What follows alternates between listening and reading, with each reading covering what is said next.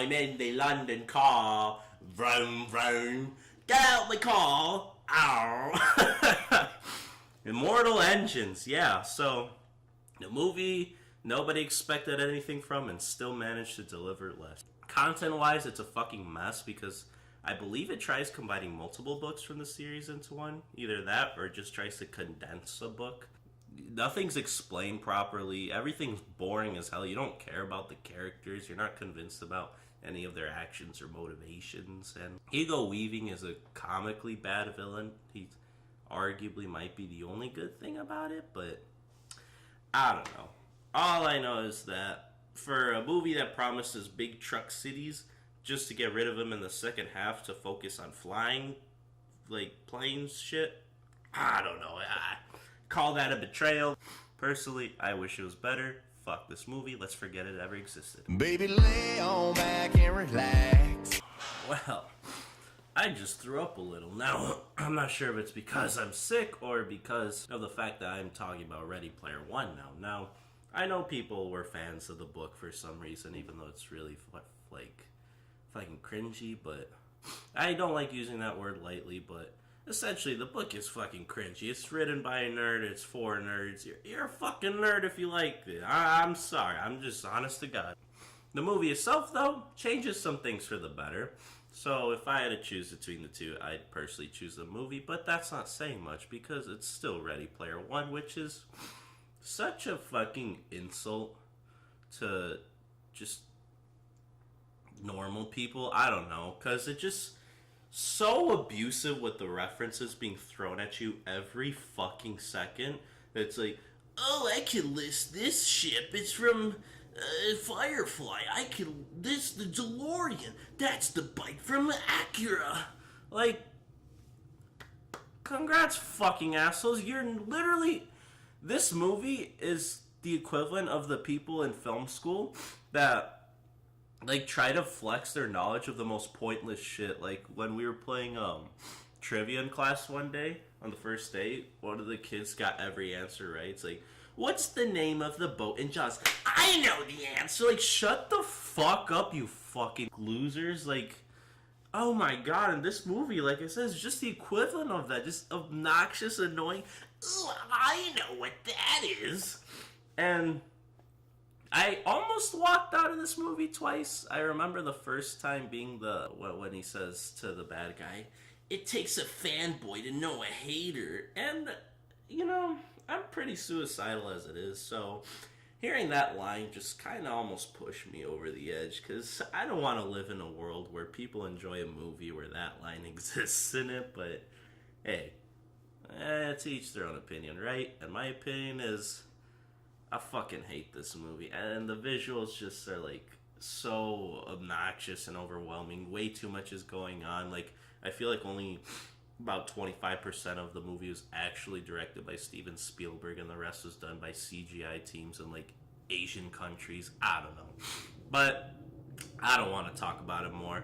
As you already could see, I don't feel good. Fuck this movie to hell. Bitch, I'm Bella Thorne. Bitch, I'm Bella Thorne. Bitch, I'm on a rampage. Bitch, I'm on a rampage. Bitch, I'm on a rampage. Bitch, I'm on a rampage.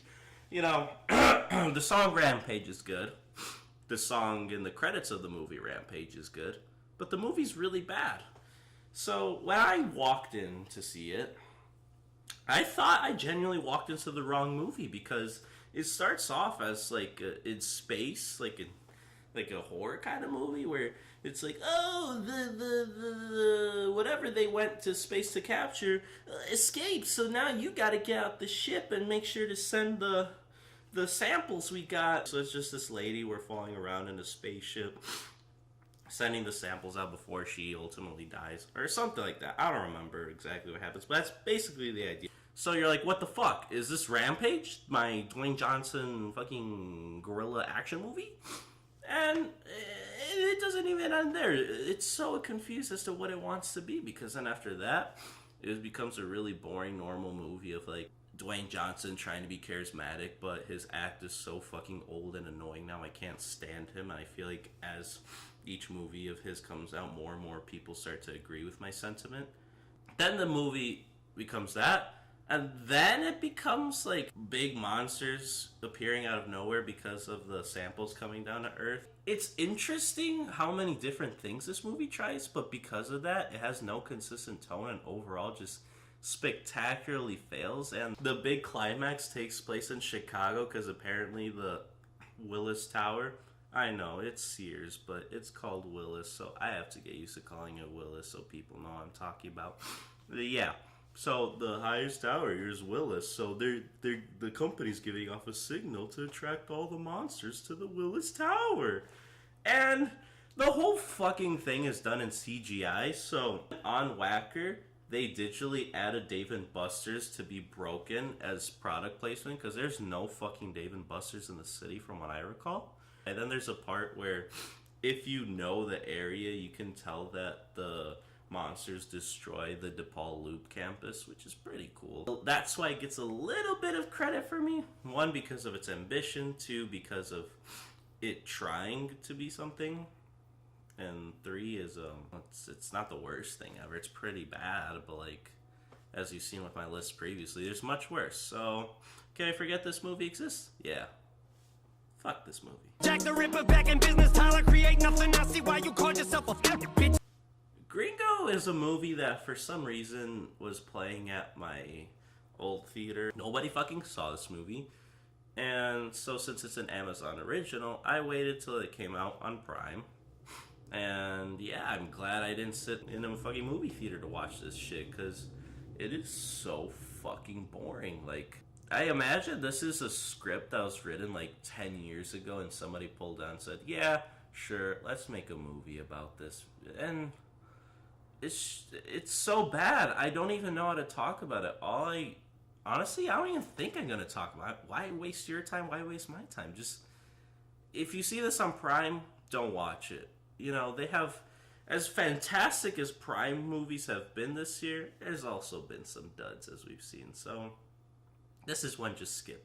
Seriously, not even for free. Don't even consider out of curiosity. It's just boring. It's bad. It's not what you think it is. Fuck it. To the mansion, yeah. You stick out of the crowd, baby, it's a no-brainer. Oh, Kevin Spacey, naughty, naughty, naughty boy. Stay away from the little boys. Not to make light of that, but like, Jesus Christ, this man. Harvey Weinstein started the Me Too movement, but Kevin Spacey, I feel like, got hit the absolute hardest. And he rightfully so deserves it for being a complete piece of shit. And then, just to make matters worse, he comes out as gay in an attempt to try to gain sympathy from his, like, sexual misconduct allegations. And then he dares release that let me be frank video. That's the most terrifying, unsettling thing ever, because he really genuinely believes he's innocent by just telling himself that enough times. And so, yeah, clearly his career has fallen, hopefully, beyond repair.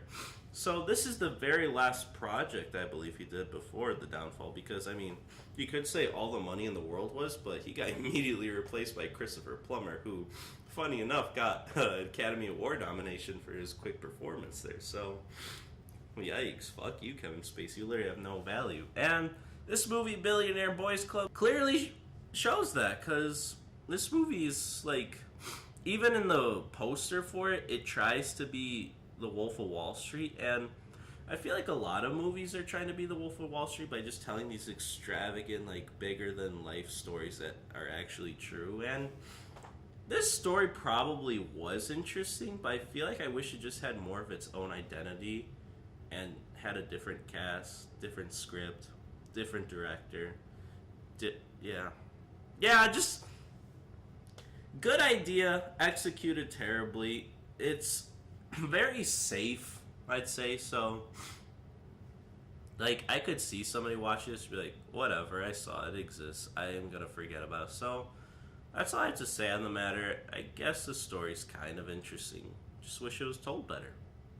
Fuck it. How to play, work it, keep it tight every day, and Remember how I said that Netflix was making good movies? Well, or that they made good movies this year?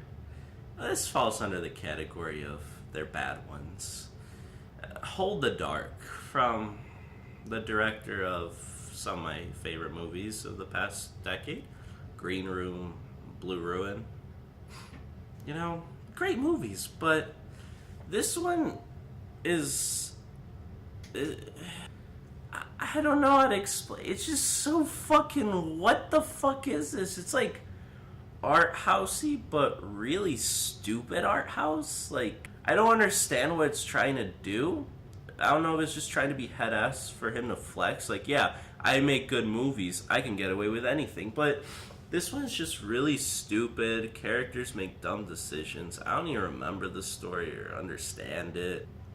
I think he should just stick to really good, tight stories. Because this one is, in a way, tight because it just takes place in this one town. And it's about the mystery surrounding what's been going on with the kids and whatnot, and people disappearing or something like that. So it has an element there, but it's just, I guess I'd say, more ambitious than its other projects, and ultimately it just fails spectacularly. So if you catch on Netflix, don't watch it. I'd much rather recommend you Green Room, which is the most accessible movie. I mean, I say that lightly because it's one of the most violent fucking movies I've ever seen, but I could see most people enjoying it even so. And Blue Ruin is more like, it's a more acquired taste, I'd say. But it's a really good movie. So, fuck this movie. But I recommend his other movies. He's a talented director. I hope he can recover from this one. Oh, Chris Pratt. Chris. You got so much talent. And you put yourself in this. Now, as embarrassed as I am to say this is the first Jurassic Park movie I've ever seen. I've never seen the original, second, third, or the first Jurassic World? Maybe. Yeah, let's go with that. See, I don't even know the fucking names.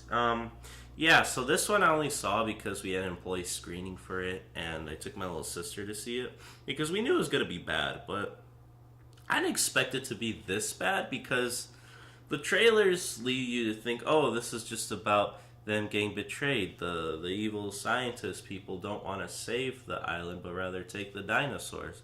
And so you think that it's a movie about them being stuck on the island, and then, like, I don't know what I expected to go from there. I did not expect for, like, over half the movie to take place in one mansion, and just kind of playing like a 90s movie, but in a bad way, like a bad 90s movie. And it's just a really, like, insulting movie again, because when you think about it, nothing fucking makes sense. And the absolutely awful twist at the end about the little girl is so stupid.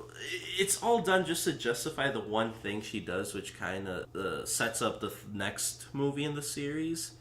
And then the after credits little scene that shows what's going to happen in the next movie is even more ridiculous, to the point that I kind of want to see the next one now because of it.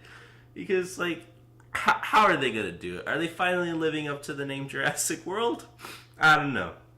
Guess we'll have to find out, but yeah, fuck this movie. I guess let's just cross our fingers for the next one. Maybe the franchise will begin to be good. I don't know. Call me I got that adrenaline. So, I have a lot of Indian friends. I've been even considered by them to be an honorary brownie.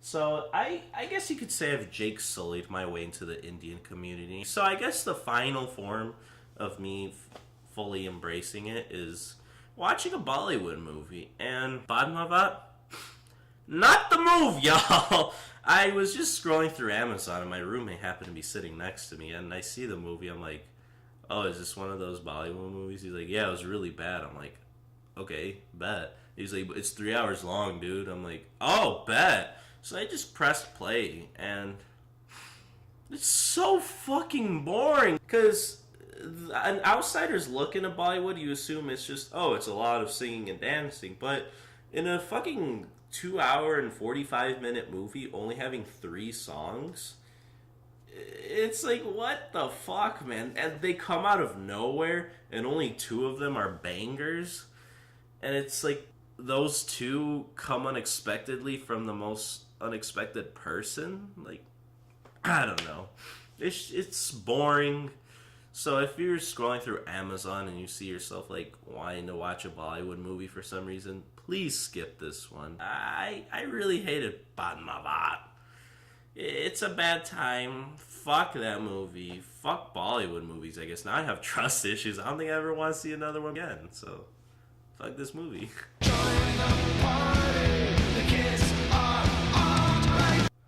So, the next movie I'll be talking about is Life Itself. Now, this is from the same man responsible for the show. This is us, you know. If you're white, your parents watch this, or you and your parents watch it. There's no in between. You guys eat this sad porn shit up like crazy, and this movie's kind of the culmination of that because it throws everything possible at you that could be sad. Like, you got cancer, you got death, you got suicide, you got divorce, lust. It's a mess, but you know what? As much as I hate this movie, I absolutely love it simply because of the fact that this is indeed on my list. The first I can say is so bad, it's good. And you'd think, yeah, the guy who made, This Is Us making a So Bad It's Good movie. Yes, it's finally been done. It's an Amazon original, so if you have Prime, I highly recommend you check this out, even though, as long as you know it's awful, you go in knowing it's awful, come out thinking it's awful, it's okay to watch. Fuck this movie. Niggas envy, blinking got the stiffy, It's kind of brilliant having a movie be advertised with only one ad being on the Super Bowl and just saying, yep, it's dropping after the game. Shout out to Cloverfield Paradox, right? That is quite brilliant marketing that could only exist in the modern age, but besides that, it makes you wonder, why would they just only put one very expensive trailer? Did they not care about the movie? And when you watch it, yeah, somebody didn't care, because Jesus Christ. It's just a hodgepodge of sci-fi movies you've seen before, throwing references in a way that doesn't make sense. See, when I first saw it, I was tricked into thinking I liked it because of all the references, but their justification of it all happening is just, there's a paradox, different dimensions just coming in randomly. It's not really ever explained or fully acknowledged. It's just an excuse for things like that to happen. And so it just makes for a very uneven, terrible movie with no real plot. Because of the randomness, that means anything can happen. So there's no clear conflict. Just basically the main conflict is, we're trying to get home. It's just very boring, and they just throw in a few scenes sprinkled in that take place on Earth just to make it all tie in with the Cloverfield series. And it's really bad, especially the last shot is laughably bad. And this is a Netflix movie that you can live your whole life not watching. Honestly, you're not missing shit. I'll be going over much better Netflix movies on this list later, so fuck this movie.